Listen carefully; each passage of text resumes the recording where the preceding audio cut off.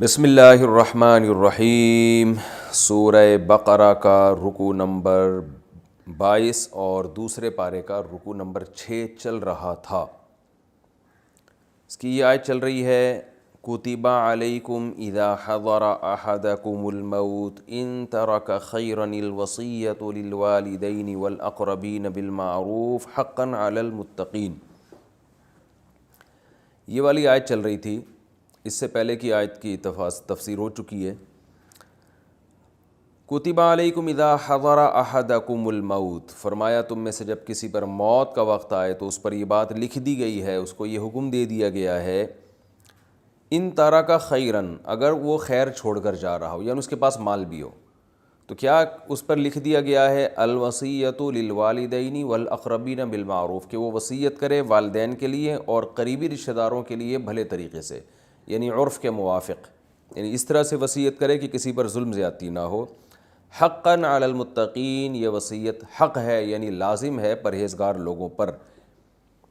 یہ اصل میں اسلام کا ایک حکم تھا جس کو اسلام نے منسوخ کر دیا، کہ پہلے زمانے میں بے اعتدالیاں بہت ہوتی تھیں، میت کے دنیا سے جانے کے بعد وراثت پہ لڑائی جھگڑے ہوتے تھے، تو ابتدا میں اسلام نے یہ آرڈر دیا تھا کہ مرنے والا خود یہ متعین کر دے کہ کس کو کتنا حصہ دینا ہے، لیکن بعد میں اس حکم کو منسوخ کر دیا گیا۔ آپ صلی اللہ علیہ وسلم نے ارشاد فرمایا الا لا وصیۃ لوارث، خبردار وارث کے لیے کوئی وصیت نہیں ہے، یعنی جو آپ کے رشتہ دار ہیں نا قریبی جن کو وراثت میں حصہ ملتا ہے ان کے لیے کوئی وصیت نہیں ہے، جائز نہیں ہے وصیت، کیونکہ اللہ تعالیٰ نے ہر وارث کا حصہ خود متعین کر دیا ہے۔ سورہ نساء کی جو آیات ہیں جو ہم انشاءاللہ آگے سورہ نساء میں پڑھیں گے، اس میں اللہ تعالیٰ نے خود بتا دیا والدین کو کتنا ملے گا، اولاد کو کیا کچھ ملے گا۔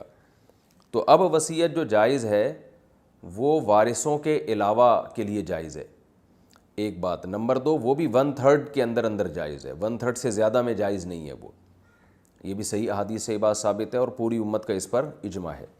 یعنی آپ اگر یہ چاہتے ہیں کہ میرے مرنے کے بعد کسی کو میری وراثت میں حصہ ملے تو پہلی بات کہ وہ آپ کے وارثین میں نہ ہو، یعنی آپ کی بیوی، آپ کے والدین، آپ کی اولاد میں سے نہیں ہونا چاہیے، وہ ان کے علاوہ کوئی اور ہو جس کا آپ کے مرنے کے بعد وراثت میں حصہ بنتا ہی نہیں ہے، وہ ہونا چاہیے۔ دوسرا، اس کو بھی 1/3 بھی بہت زیادہ ہے لیکن 1/3 تک اجازت ہے، اس سے زیادہ کی آپ وصیت نہیں کر سکتے کیونکہ پھر اس میں آپ کے اپنے وارثوں کا حق مارا جاتا ہے۔ تو یہ 2 شرطیں اسلام نے بیان کی۔ بہرحال یہ ابتدائی حکم تھا کہ فرمایا کہ تم میں جب کسی کی موت کا وقت ہو، اگر پیسہ ہو تو اسے چاہیے اپنے والدین اور رشتہ داروں کے لیے وصیت کرے وہ۔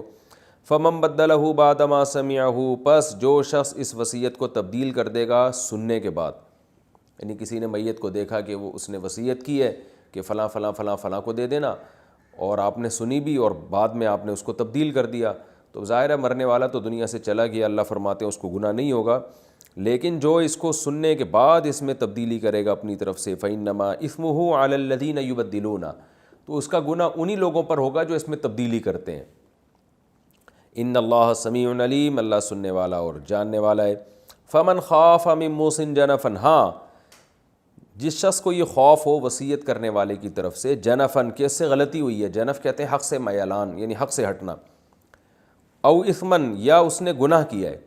جنف اور اثم میں فرق یہ ہوگا کہ جنف کہیں گے کیونکہ جنف کو اسم کے مقابلے میں ذکر کیا ہے نا، تو اسم کہتے ہیں گناہ یعنی جان کر غلطی، تو اب جنف کا ترجمہ یہاں پر یہ ہوگا کہ غلطی سے غلطی، یعنی جان کر غلطی نہیں کی، اس کو پتہ ہی نہیں تھا مسائل کا، اس نے ایسی وصیت کر دی جو شریعت کے خلاف ہے یا اس میں کسی کے ساتھ زیادتی ہو رہی ہے، تو ایسی صورت میں فَأَصْلَحَ بَيْنَهُمْ، اگر جس کو یہ خوف ہے کہ وصیت کرنے والے نے غلطی کی ہے تو بعد میں کسی نے ان کے درمیان اصلاح کر دی، یعنی اس وصیت میں ایسی چینجنگ کر دی جس سے ورثہ میں کسی پر ظلم ہو رہا تھا تو وہ ظلم ختم ہو گیا، فلا اثم علیہ، تو ایسی چینجنگ کی اجازت ہے، اس میں کوئی گناہ نہیں ہے۔ ان اللہ غفور رحیم، اللہ غفور رحیم ہے۔ اب دیکھیں اس آیت میں جو اصل حکم تھا وہ تو بہرحال منسوخ ہو گیا ہے کیونکہ اللہ نے وارثوں کے حصے متعین کر دیے، لیکن اس آیت کا اتنا حصہ باقی ہے کہ 1/3 کے اندر وصیت کرنا جائز ہے، تو لہذا اس میں اللہ نے تاکید کی ہے کہ جو مرنے والا وصیت کرتا ہے تو اس کی وصیت کے مطابق اس کے مال کو تقسیم کرنا واجب ہے، یعنی 1/3 کی بات ہو رہی ہے، کیونکہ 1/3 کے علاوہ میں تو یہ آیت منسوخ ہو چکی ہے. 1/3 کی حد تک اس آیت پر عمل جائز ہے، لیکن وہ بھی والدین کے لیے نہیں بلکہ وارثوں کے علاوہ کسی اور کے لیے.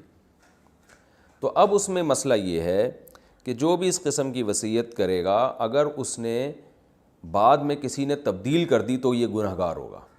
تو اس لیے یاد رکھیں جو بھی وصیت کرتا ہے تو اس میں تبدیلی کی آپ کو اجازت نہیں ہے. لیکن اللہ نے 2 صورتوں میں اجازت دے دی کہ وصیت کرنے والے سے غلطی ہو گئی ہو یا جان کر اس نے ظلم کیا ہو کسی وارث پر، تو آپ چینجنگ کر سکتے ہیں.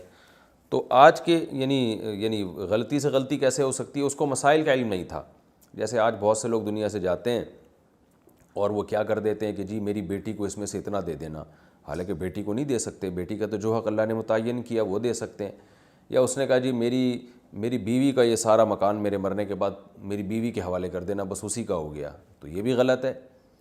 اس کا تو جو حصہ بنتا ہے اللہ نے متعین کر دیا. یا یہ کہہ دیا میرے فلاں بیٹے کو یہ سب کچھ، اتنے پیسے میرے بیٹے کو دے دینا، تو یہ بھی ناجائز ہے. تو ایسا کوئی ناجائز کام کسی نے کیا ہو، جان کر کیا ہو یا غلطی سے کیا ہو، تو پھر اس کو تبدیل کیا جائے گا. اور اصلح بینہم، اس طرح سے تبدیل کیا جائے گا کہ اصلاح کا اس میں پہلو نکلتا ہو، کسی پر ظلم اور زیادتی نہ ہوتی ہو. تو یہ تو اس رکوع کی تفسیر تھی جو میں نے بیان کی. اس رکوع میں ہمیں اسباق کیا ملتے ہیں؟ پہلا سبق تو بہت امپورٹنٹ سبق ہے. وہ کیا ہے؟ لیس البر ان تولوا وجوہکم قبل المشرق والمغرب. اسلام چند رسومات کا نام نہیں ہے. آج ہم دیکھتے ہیں بہت سے لوگوں نے چند رسومات پر اسلام کا لیبل لگا دیا ہے، بلکہ اسلام نام ہے اپنی عملی زندگی میں اپنے عقیدے کو درست کرنا اور اپنے اعمال کو درست کرنا. عقیدے میں کیا ہے؟ اللہ پر ایمان، آخرت پر ایمان، فرشتوں پر ایمان، اللہ کی آسمانی کتابوں پر ایمان، پیغمبروں پر ایمان. یعنی صرف عمل کو فوکس نہیں کرنا، پہلے نظریے کو فوکس کرنا ہے. دوسری بات یہ، پھر اس میں اللہ تعالیٰ نے حکم دیا ہے کہ اعمال میں اللہ کے حقوق اور اللہ کے بندوں کے حقوق. تو یہاں اللہ نے اپنے بندوں کے حقوق کو پہلے ذکر کر دیا اور اس میں پیسہ خرچ کرنا، کیونکہ بندوں کے حقوق زبانی تلافی تو لوگ ادا کرنے کے لیے تیار ہوتے ہیں. جیسے میں اکثر غیر مسلموں کی مثال دیتا ہوں نا کہ تھینک یو سے بات شروع کرتے ہیں، تھینک یو پہ ختم کرتے ہیں، مسکرا کے بات کرتے ہیں، پیسہ نہیں خرچ کرنے کے لیے تیار ہوتے. تو یہ بھی ٹھیک ہے. نبی صلی اللہ علیہ وسلم نے فرمایا کہ یہ بات بھی صدقے میں داخل ہے، ان تلقى اخاک بوجہ طلیق، کہ اپنے بھائی سے مسکراتے چہرے کے ساتھ ملو، خندہ پیشانی کے ساتھ ملو. تو یہ بھی صدقے کی ایک قسم ہے. لیکن صرف اتنا کافی نہیں ہے. اسلام نے جو ہمیں نظام دیا ہے نا، اس نظام میں آپ پر مالی ذمہ داریاں بہت ساری ڈالی ہیں اسلام نے. آپ کو اپنے والدین کو بھی کھلانا ہے، بیوی بچوں کو بھی کھلانا ہے، اگر بہن بھائیوں میں کوئی غریب ہے اس پہ بھی خرچ کرنا ہے، پڑوسیوں کا بھی خیال کرنا ہے، اپنی قوم اور ملک و ملت کا بھی خیال کرنا ہے. تو اس کا اللہ نے تذکرہ کیا ہے کہ آت المال علی حبہ، اللہ کی محبت کی وجہ سے رشتہ داروں کو بھی دینا ہے، یتیموں کو بھی، مسکینوں کو بھی اور مسافروں کو بھی. اور اگر کوئی مانگنے والا ہے، مستحق ہے، تو اس کو بھی دینا ہے. غلاموں کو آزاد کرانے میں دینا ہے. تو یہ پریکٹیکل مسلم بننا ہے. ہم نے صرف چند رسومات کے منہ ادھر کر کے نماز پڑھ لی یا منہ ادھر کر کے نماز پڑھ لی، انہی مسائل میں نہیں الجھے رہنا. تو یہ ہمارے لیے بہت اہم آیت ہے کہ ہم اس پر کتنا عمل کر رہے ہیں. اور نماز قائم کرنی اور زکوٰۃ دینا یہ اللہ کا حق ہے. اور پریکٹیکل مسلمان کی اللہ نے ایک علامت بیان کی ہے، والموفون بعہدہم اذا عاہدوا، ایگریمنٹ کو پورا کرتے ہیں یہ. اور ایک اہم ترین یعنی حکم جس کو آج لوگ فالو نہیں کر رہے، وہ یہ ہے کہ جب کوئی ٹینشن والا کام ہو، یعنی کوئی ٹینشن پہنچے اللہ کی طرف سے، کوئی مشکل پہنچے، تو صبر کرنا ہے، واویلا نہیں کرنا. آج نوحہ کرنے کو اور اس طرح کے جو رونے پیٹنے کو اور ماتم کرنے کو عبادت سمجھا جانے لگا ہے. صحیح بخاری صحیح مسلم کی حدیث ہے، آپ صلی اللہ علیہ وسلم نے میت پر رونے اور پیٹنے والی عورتوں پہ لعنت فرمائی. عورتوں کا ذکر اس لیے کہ عام طور پہ وہ زیادہ روتی پیٹتی ہیں. تو ہم نے دیکھا ہے اپنے بزرگوں کے گھروں میں کہیں میت ہوئی ہے تو گھر میں یعنی کمرے سے باہر خواتین کی آواز نہیں نکلتی. لیکن ہم نے ایسے بھی دیکھے ہیں کہ وہ گلی محلے میں چیخو پکار ہو رہی ہوتی ہے. تو آپ صلی اللہ علیہ وسلم نے گریبان چاک کرنے والی پر اور میت میں چیخ و پکار کر کے رونے پیٹنے والی عورتوں پہ لعنت فرمائی ہے. ایک صحابیہ کا مشہور واقعہ ہے کہ ان کے بچے کا انتقال ہو گیا، تو وہ قبر پہ کھڑی ہوئی بہت زیادہ رو رہی ہیں، جزا فضا کر رہی ہیں اپنے بچے کی قبر پہ. آپ صلی اللہ علیہ وسلم گزرے ان خاتون کو نہیں پتہ تھا کہ نبی صلی اللہ علیہ وسلم ہے، تو آپ نے ان کو فرمایا کہ صبر کرو، صبر. تو وہ کہنے لگی میں آپ مجھے صبر کی تلقین کرتے ہو، آپ کو وہ مصیبت گزری نہیں ہے جو مجھ پہ گزری ہے. یعنی وہ بتانا چاہ رہی تھیں کہ اگر آپ پر وہ پریشانی آتی ہے نا جو مجھ پر آئی ہے تو آپ مجھے صبر کی تلقین نہیں کرتے، میں بہت غمزدہ ہوں. آپ صلی اللہ علیہ وسلم یہ کہہ کے چلے گئے. ان کی یہ بات سن کے کسی نے بتایا کہ یہ تو اللہ کے نبی صلی اللہ علیہ وسلم تھے جو تمہیں نصیحت کر رہے تھے. وہ فوراً گھبرائی ہوئی آئیں آپ صلی اللہ علیہ وسلم کے پاس اور عرض کیا یا رسول اللہ میں اب صبر کروں گی. تو آپ نے فرمایا انما الصبر عند الصدمۃ الاولی، صبر اس وقت کیا جاتا ہے جب صدمہ پہنچے. یعنی کچھ دنوں بعد تو صبر آ ہی جاتا ہے سب کو. تو اسلام میں صبر ہے، چیخ و پکار نہیں ہے، رونا پیٹنا نہیں ہے، ہر ایک کے سامنے اپنے دکھڑے سنانا. آج دیکھیں نا لوگوں کو کیا ہے، شکر کی بات ہی زبان پہ نہیں آتی ہے. ٹھیک ہے غم میں انسان کے آنسو بھی نکلتے ہیں، تھوڑا بہت آواز بھی نکل آتی ہے اس کی، لیکن جو بے صبری آج ہو رہی ہے اور ٹینشن اور ڈپریشن اور اسٹریس میں جا رہے ہیں لوگ، ڈپریشن کے مریض بن رہے ہیں. آپ دیکھیں یہ ڈپریشن کی گولیوں کی جو ڈپریشن کے جو علاج ہے نا، ڈپریشن کے مریض یہ بڑھتے جا رہے ہیں، ان کی گولیاں بہت زیادہ میڈیکل اسٹوروں پہ بک رہی ہیں. تو اس کی وجہ یہی ہے کہ مسلمان اللہ اس کے رسول صلی اللہ علیہ وسلم کے حکام پر عمل نہیں کرتا. اور پھر اللہ نے میدان جنگ میں ڈٹنے کی بھی ترغیب دی ہے، کیونکہ اسلام کے دفاع کے لیے قوت اور طاقت اور لڑائی ضروری ہے. آپ کو دنیا میں آرام سے نہیں پنپنے دیا جائے گا. تو اس لیے اللہ نے ان لوگوں کو جو اللہ کے لیے لڑتے ہیں ان کی بھی فضیلت بیان کی کہ جب وہ ان کا آخرت پر ایمان ہوتا ہے تو میدان جنگ میں وہ ڈٹتے ہیں، لڑتے ہیں، پیٹ پھیر کے نہیں بھاگتے. تو یہ سارے ایک پریکٹیکل مسلم کی علامتیں ہیں. اللہ نے فرمایا اولئک الذین صدقوا، یہ وہ لوگ ہیں جو ایمان کے دعوے میں اور نیکی کے دعوے میں سچے ہیں. اسی میں جو علمی نقطہ جس کی تفسیر میں بیان کر چکا ہوں، اسلام کا نظام ہے قصاص، برابری. دنیا میں اس قانون کو فالو نہیں کیا جاتا. دیکھ لیں دنیا کس جنگ و جدال کا شکار ہے. جو جنایت کرنے والا ہے، جرم کرنے والا ہے، اس پہ طرز کھایا جاتا ہے.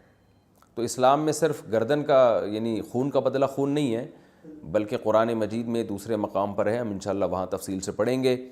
وَكَتَبْنَا عَلَيْهِمْ فِيهَا أَنَّ النَّفْسَ بِالنَّفْسِ وَالْعَيْنَ بِالْعَيْنِ وَالْأَنْفَ بِالْأَنْفِ وَالْأُذُنَ بِالْأُذُنِ وَالسِّنَّ بِالسِّنِّ وَالْجُرُوحَ قِصَاص. قرآن کہتا ہے کہ آنکھ کے بدلے آنکھ، کان کے بدلے کان، ناک کے بدلے ناک، دانت کے بدلے دانت. کسی نے کسی کی آنکھ پھوڑ دی تو جس کی آنکھ پھوڑی ہے اس کو یہ رائٹ ہے، اسلام نے حق دیا ہے کہ وہ بھی اس کی آنکھ پھوڑ سکتا ہے جس نے آپ کے ساتھ یہ زیادتی کی ہے. کسی نے آپ کا دانت توڑ دیا تو آپ کو یہ حق حاصل ہے کہ آپ بھی اس کا دانت توڑ سکتے ہو. تو یہ قصاص کا نظام ہے اسلام کا. اس کی تفصیل فقہ کی کتابوں میں ملتی ہے. خود سے دانت وانت نہ توڑنا شروع کر دیں، ایسا نہ ہو کہ اس نے دانت توڑا ہو، آپ اس کے دانت توڑنے کے چکر میں پورا جبڑا ہی نہ توڑ دیں اس کا. تو یہ ذرا کسی ڈاکٹر سے رابطہ کیجیے گا اس بارے میں، بلکہ عدالت سے رابطہ کریں. اور اللہ نے ایک حکمت بیان کی ہے یہاں. ایک علمی نقطے کی بات یہ بھی پتہ چلتی ہے کہ اللہ نے فرمایا جب تم قاتل کو اگر معاف کر دیتے ہو اور دیت اس پہ لاگو کرتے ہو تو اب زیادتی نہیں کرنی ہے اس کے ساتھ، کیونکہ ایک دفعہ جب معاف کر دیا تو اب بار بار اس کو تانے دینے کی اجازت نہیں ہے. فاتباع بالمعروف، اب تمہارا کام ہے تمیز سے اس سے دیت کا مطالبہ کرنا.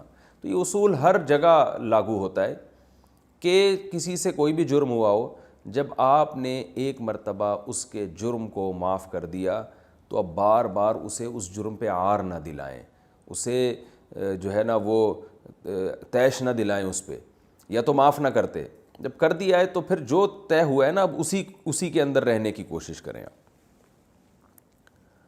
اور اللہ نے یہ بھی بتا دیا وَلَكُمْ فِي الْقِصَاصِ حَيَاتٌ يَا أُولِي الْأَلْبَابِ، عقل والو تمہارے لیے قصاص میں حیات ہے. اب دیکھیں بظاہر تو قصاص میں موت ہے. جو عقل پرست لوگ ہیں نا وہ کیا کہتے ہیں کہ ہم قاتل کو اگر ہم قتل کر دیتے ہیں تو کیا فائدہ، اس نے بھی ایک انسانی جان کو قتل کر کے ہلاک کیا تو ہم بھی اس کو قتل کر کے وہی کام کر رہے ہیں. تو یہ عقلی دلائل دے دے کے وہ کیا کرتے ہیں کہ یار ایک انسانی جان تو دنیا سے چلی گئی، اب اس کے بدلے میں ایک اور انسان کو قتل کرو تو یہ تو انسانیت کا بچانا نہ ہوا نا. اس اشکال کا اللہ نے جواب دیا ہے کہ تمہیں قاتل کو جو ہم قتل کرنے کا حکم دے رہے ہیں تو اس قصاص میں تمہارے لیے زندگی ہے. تم یہ نہ دیکھو ایک آدمی قتل ہوا تو اس کے بدلے میں دوسرا بھی قتل ہی ہو رہا ہے تو یہ کون سا بڑا کام ہو گیا، آپ نے زندگی تو نہیں بچائی. تو اللہ فرماتے ہیں زندگی بچ رہی ہے اس میں. بظاہر ایک انسان مرتا ہوا نظر آ رہا ہے لیکن انسانیت کی حفاظت ہو رہی ہے اس میں. اگر اس کو قتل نہیں کرو گے دنیا میں قتل پھیلے گا اور بہت سارے لوگ مریں گے، تو ان کی حفاظت کے لیے اس کو قتل کرنے کا حکم دیا جا رہا ہے۔ اور اس میں ہمیں وصیت کے تاکید کا بھی پتہ چلتا ہے کہ اگر کوئی شخص شریعت کے مطابق وصیت کرتا ہے تو اس کی وصیت کو لاگو کرنا یہ بعد والوں پر فرض ہے۔ وصیت کے میں نے احکام تو آپ کو بیان کر دیے کہ 1/3 سے زیادہ جائز نہیں ہے، اور رشتہ داروں کے لیے جو جن کو وراثت میں حصہ ملنا ہے ان کے لیے بھی وصیت جائز نہیں ہے۔ بعض دفعہ یہ ہوتا ہے کہ لفظ وصیت کا نہیں ہوتا لیکن عمل وصیت ہی ہو رہی ہوتی۔ مثال کے طور پر ایک شخص یہ کہتا ہے، وصیت کا لفظ استعمال نہیں کرتا، وہ کہتا ہے بھائی بیٹا یہ گاڑی میری ہے لیکن میرے مرنے کے بعد تم ہی استعمال کرنا ہے اس کو، اور تمہاری ہو گئی، تو یہ وصیت ہی ہے۔ تو آپ نے اپنی اولاد کو جو کچھ دینا ہے زندگی میں آپ دے سکتے ہیں، اور زندگی میں دے کے ہینڈ اوور کرنا ضروری ہے، ان کے قبضے میں دینا ضروری ہے۔ زبانی کلامی سے اسلام میں ایک چیز ٹرانسفر نہیں ہوتی، حتیٰ کہ ڈاکومنٹ بنانے سے بھی نہیں ہوتی، ہینڈ اوور کرنا پڑے گا۔ مکان اگر آپ اپنی اولاد کو زندگی میں دینا چاہتے ہیں تو مکان ان کے قبضے میں دینا پڑے گا۔ مثال کے طور پر باپ چاہتا ہے کہ میں اپنے بیٹے کو یہ فلیٹ دے دوں، تو فلیٹ میں یہ ہوگا یا مکان دے دوں، تو باپ کو چاہیے کہ وہ سارا سامان گھر سے نکالے اور اس میں بیٹا اپنا سامان ڈالے، اور باپ خود بھی تھوڑی دیر کے لیے گھر سے نکل جائے۔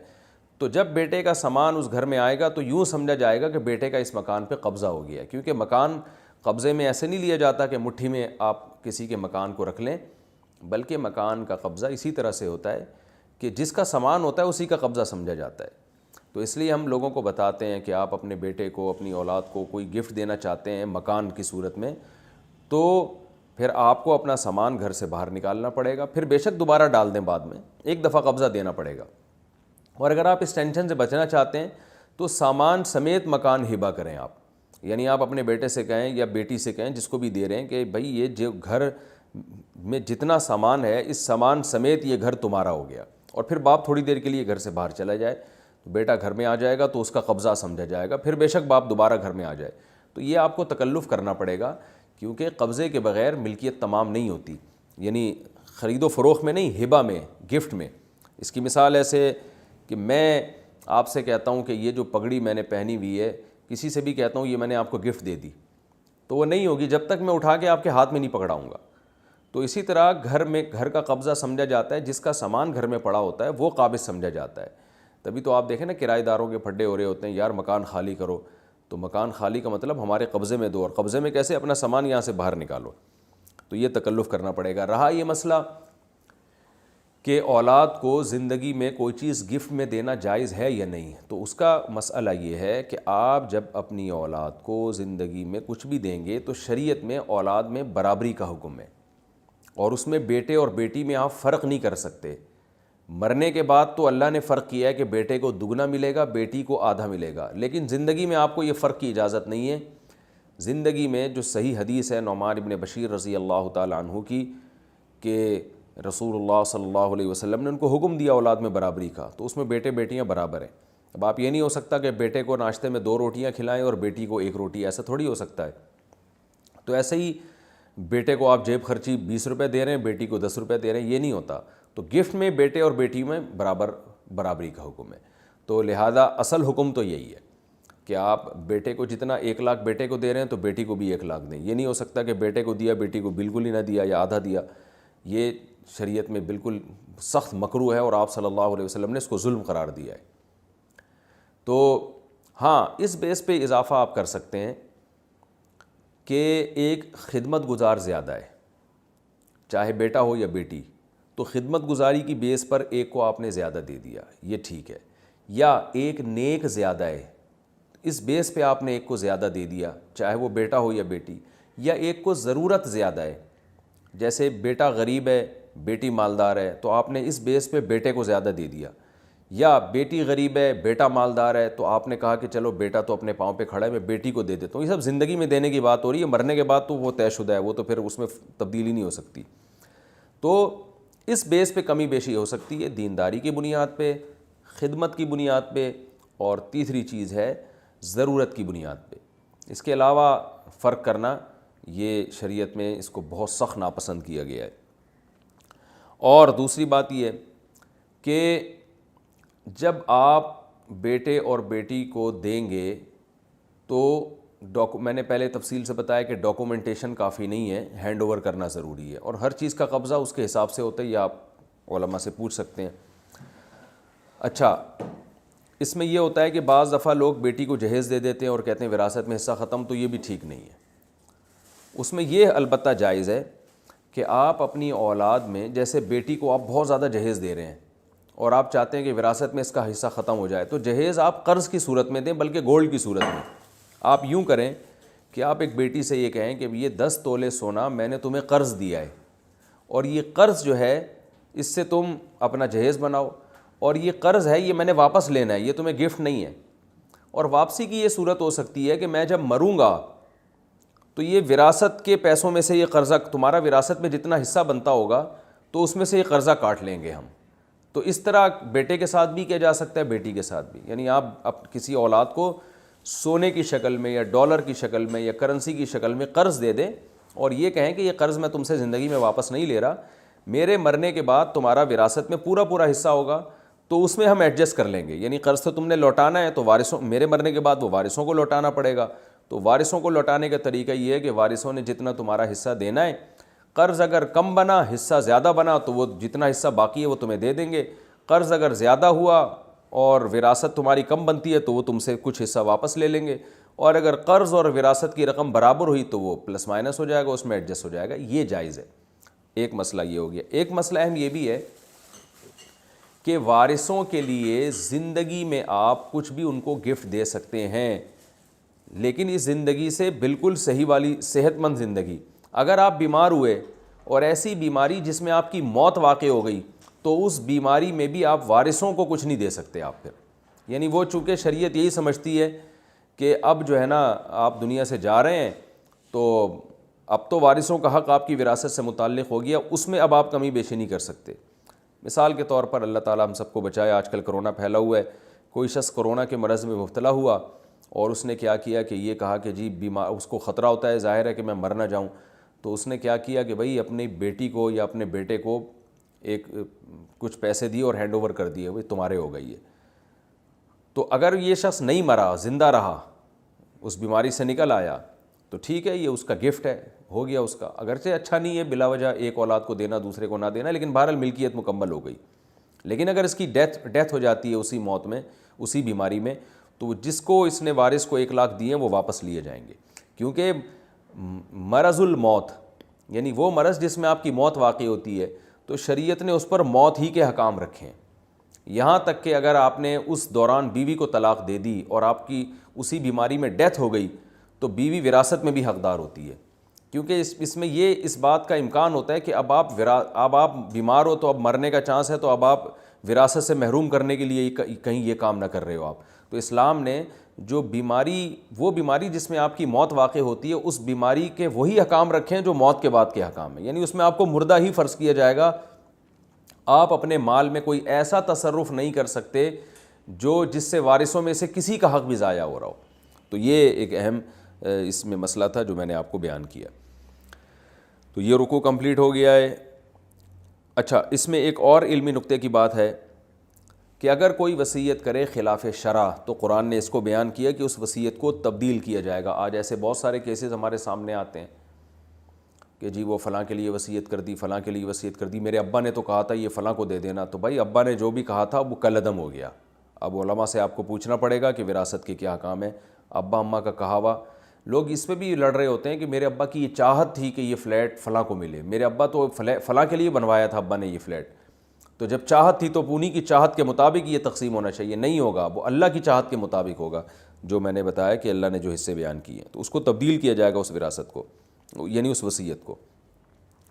تو یہ ہمارا 22واں رکوع کمپلیٹ ہوا۔ اب انشاءاللہ ہم سورہ بقرہ کا رکوع نمبر 23 شروع کرتے ہیں اور دوسرے پارے کا رکوع نمبر 7۔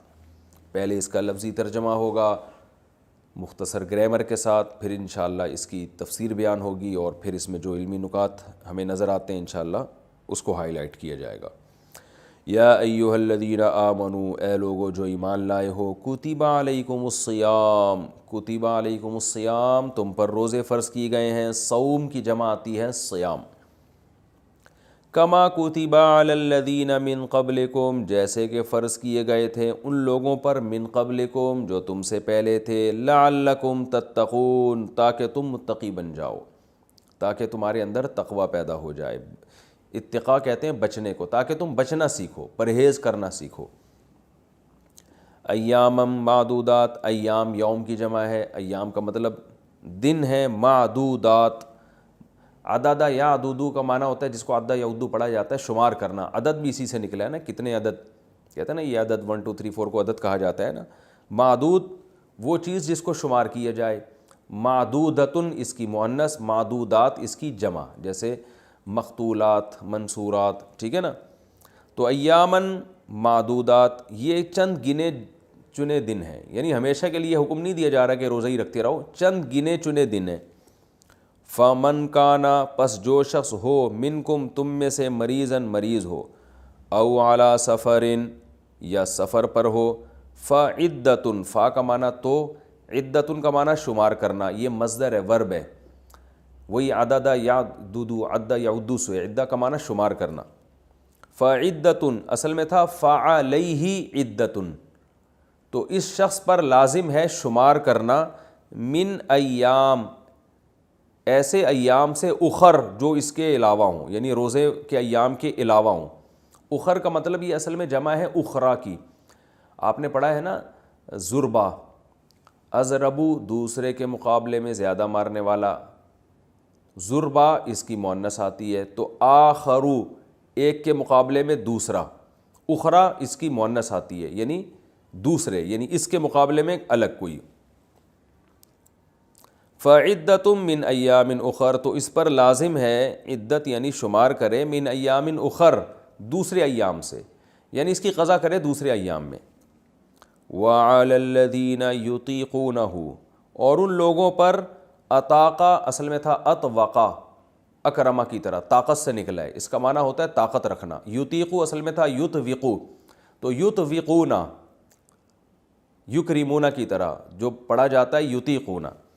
تو وعلی الذین، اور ان لوگوں پر، یطیقونہ جو روزے کی طاقت رکھتے ہیں، فدیتن فدیہ لازم ہے، طعام مسکین، وہ فدیہ کیا ہے؟ ایک مسکین کا کھانا، اس کی میں انشاءاللہ تفسیر میں اس آیت کا مطلب بتاؤں گا، یعنی جو لوگ روزے کی طاقت رکھتے ہیں ان پر لازم ہے ایک مسکین کا کھانا۔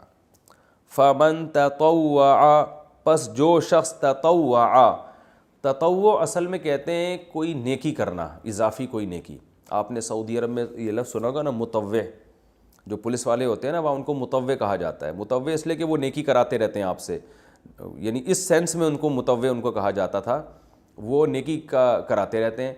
کیا مطلب؟ نماز کے وقت آپ کو آرڈر کریں گے شٹر گرا دو، اور کوئی موسیقی چل رہی ہوگی وہ جا کے بند کرا دیں گے۔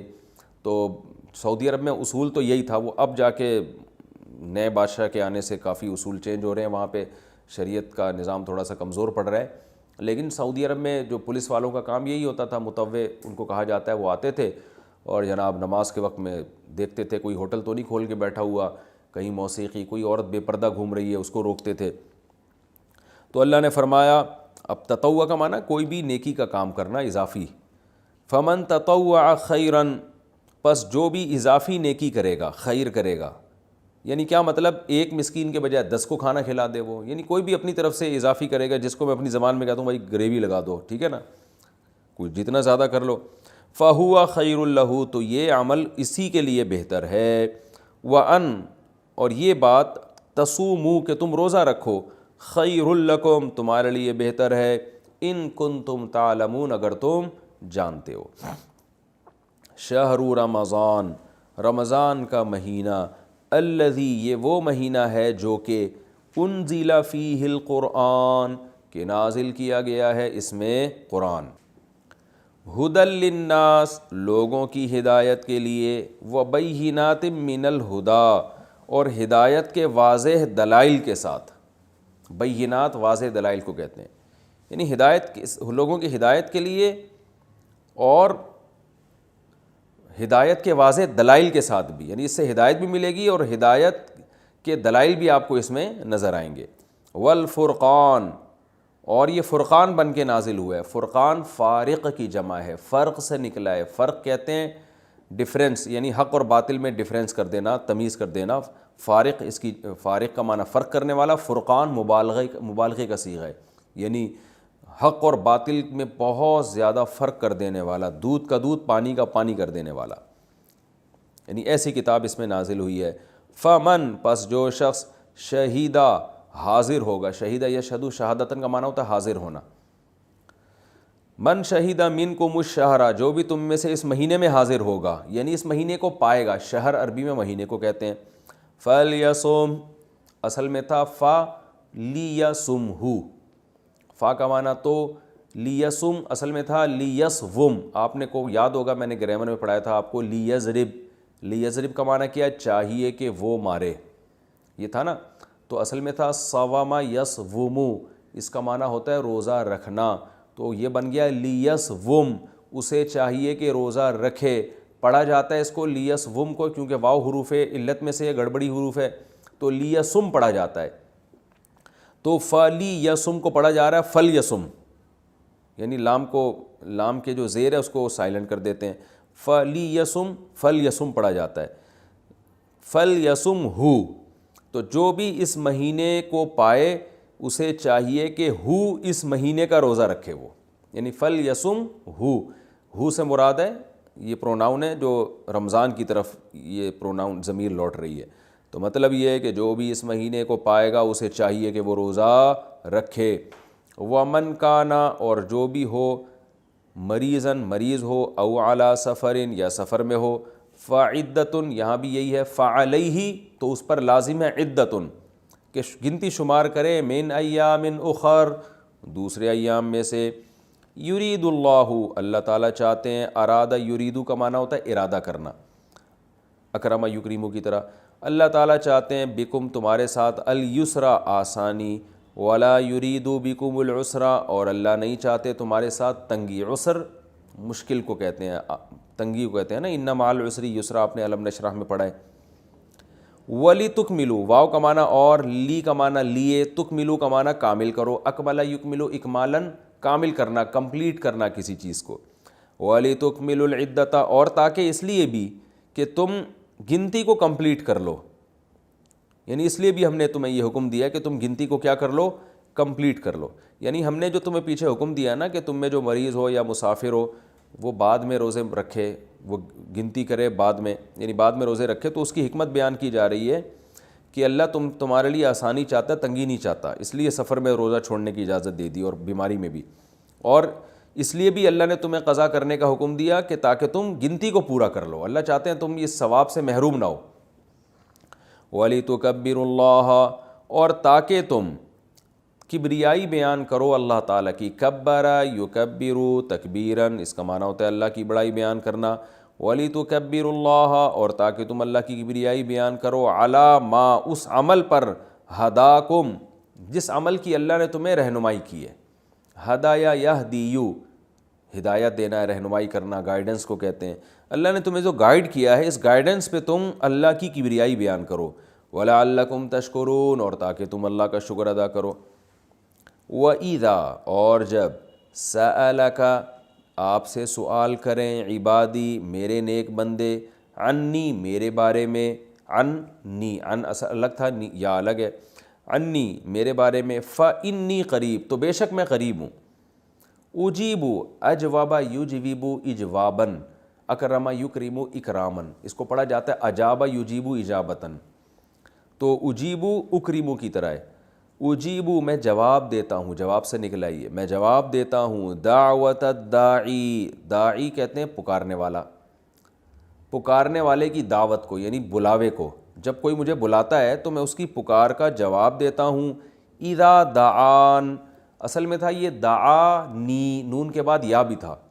اذا کا معنی جب, دعا کا معنی وہ پکارتا ہے, نی مجھ کو, تو یا کو حذف کر دیا تو بن گیا اذا دعانی. میں پکارنے والے کی پکار کا جواب دیتا ہوں جب وہ مجھے پکارتا ہے. فَلْيَسْتَجِيبُوا لِي, یہ جو تھا نا فَلْيَسْتَجِيبُوا, اصل میں یہ نکلا ہے یستجیبو, استجابت, اصل میں تھا استجواباً, استخراجاً. آپ نے پڑھا ہے نا باب استخراج, استخرجا یستخرجو, تو یستخرجون یستجوبون، جواب کا یعنی اس کا معنی ہوتا ہے کسی کی پکار پہ لبیک کہنا، یعنی کسی کی پکار پہ جواب دینا، یعنی اس کو یوں بھی کہہ سکتے ہیں کہ حکم کی بجا آوری کرنا۔ ایک جواب دینا تو یہ ہوتا ہے نا، آپ کو کسی نے بلایا، آپ نے کہا ہاں بھائی آ رہا ہوں، ایک ہوتا ہے اس نے جو آپ کے ذمہ کام لگایا، یہ بھی ایک قسم کا مطالبہ ہے، تو وہ کام کو پورا کر لینا، تو اس کو کہتے ہیں استجابت۔ استجابت کا معنی حکم کی بجا آوری کرنا۔ تو اب یہ تھا اصل میں لیستجیبو، انہیں چاہیے کہ یہ میرے حکم کی بجا آوری کریں، میرے حکم کو فالو کریں، اور لیستجیبو کو پڑھا جاتا ہے فلیستجیبو، تو کیا مطلب ہو گیا؟ فلیستجیبو لی، انہیں چاہیے کہ میرے حکم کی بجا آوری کریں، لی میرے لیے جو حکم ہے نا، میرے لیے، میری خاطر حکم کو مانیں، ولیؤمنوا بی، اور ایمان بھی لائیں میرے اوپر، لعلہم یرشدون، شاید کہ یہ لوگ رشد و ہدایت پالیں۔ احل لکم، احلل یحلل احلالا، اس کا معنی ہوتا ہے حلال کرنا، اس کو پڑھا جاتا ہے احل یحل احلالا، یعنی لام میں جو ہے نا ادغام ہو جاتا ہے۔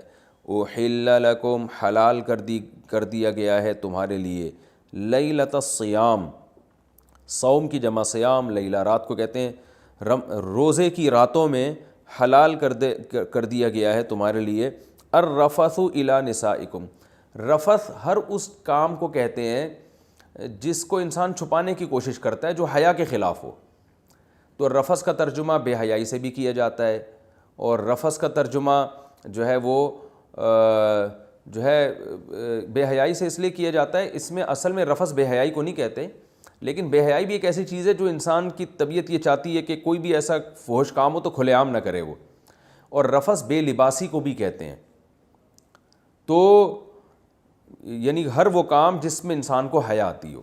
تو اللہ نے فرمایا تمہارے لیے حلال کر دیا گیا ہے رمضان میں، الی نسائکم، نساء عورتوں کو کہتے ہیں، تمہاری عورتوں کی طرف بے لباسی، یعنی ہم بستری اور جمع کرنے کو قرآن چونکہ ایسے الفاظ کو صراحتاً استعمال نہیں کرتا، پاکیزہ کتاب ہے، تو اللہ تعالیٰ قرآن میں اس طرح کے جو یعنی اس طرح کے عمل جو ہے نا، جو انسان ایک عام مجلس میں بیان کرتے ہوئے شرماتا ہے، تو قرآن بھی ان کو اشاروں کنایوں میں ذکر کرتا ہے۔ تو اشارہ اور کنایہ میں قرآن نے ذکر کیا کہ رفث جو ہے، یعنی ایک بے لباسی کہہ لیں آپ اس کو، یا زوجہ کے قریب جانا، جو ایک حیا کے خلاف سمجھا جاتا ہے عمل، تو رمضان کی راتوں میں تمہارے لیے اپنی بیویوں، نساء سے مراد ہے اپنی بیویاں، ان بیویوں کی طرف اس بے لباسی کو ہم نے حلال کر دیا ہے۔ ہن لباس لکم، بے شک وہ بیویاں جو ہیں تمہاری، عورتیں جو ہیں وہ تمہارا لباس ہیں، وانتم لباس لہن، اور تم ان کے لیے لباس ہو۔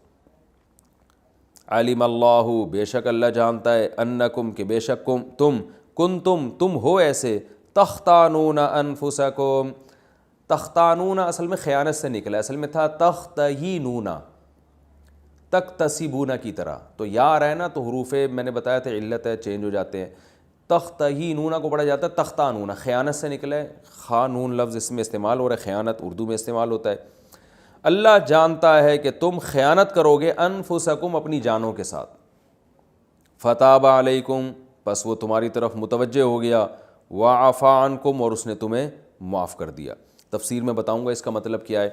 فالآن، الآن کہتے ہیں ابھی، ناؤ کہتے ہیں نا اس وقت، فالآن اصل میں تھا تو پڑھا جاتا ہے فالآن، فالآن، پس اب تم، باشروہن، ان سے مباشرت کر سکتے ہو، باشرہ یباشرو مباشرتاً، یہ بشرا سے نکلا ہے، بشرا اسکن کو کہتے ہیں، کھال کو کہتے ہیں، تو یہاں بھی قرآن نے جو میاں بیوی کا ایک کانٹیکٹ ہوتا ہے، تعلق ہوتا ہے، جو فزیکل ریلیشن ہوتا ہے، اس کو مباشرت سے تعبیر کی، یہ بھی کنایا، تو کھال سے نا، تو فالآن باشروہن، پس تم ان سے ہم بستری کر سکتے ہو، وابتغوا، اور تلاش کرو، بغا یبغی کا معنی تلاش کرنا، ابتغاء باب افتعال سے، اس کا معنی بھی تلاش کرنا، تو ابتغاء آرڈر کا صیغہ ہے، ابتغیو تھا اکتسبو کی طرح، وابتغوا، اور تلاش کرو، ما، اس چیز کو، کتب اللہ لکم، جو اللہ نے تمہارے لیے لکھ دیا، یعنی اس اولاد کو، تو زوجہ کے قریب جاؤ، یعنی تمہیں جانے کی اجازت ہے رمضان کی راتوں میں بھی، لیکن جب قریب جاؤ تو تلاش کرو اس اولاد کو جو اللہ نے تمہارے لیے